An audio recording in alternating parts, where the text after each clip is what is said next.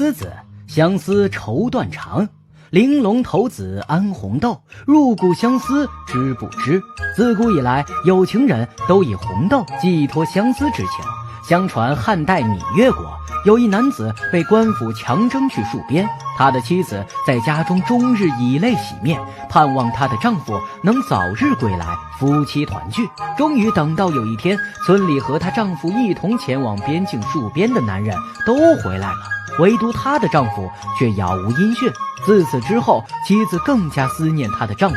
她终日站在村子前道路口的树下面，极目远眺，朝盼暮望，可是却始终没有等到她丈夫的音信。原来她的丈夫在戍边的战役当中不幸身亡了，她的战友也全部都战死在了沙场上，没有人活下来给她的妻子报丧。也许妻子已经预料到了这样的结果，她在无数个思念丈夫的日夜里哭断柔肠，最终以致气血而亡，死在了村口。后来人们发现村口的道路边上长出了一棵树，这棵树上忽结佳果，它的籽半红半黑，晶莹鲜艳，人们视为真妻致富的血泪凝成，称它为相思子。唐代诗人王维有诗云：红豆生南国，春来发几枝，劝君多采柙，此物最相思。诗人根据故事借物抒情，表达相思，委婉含蓄，成为千古传颂的名诗。其实王维诗中所说的红豆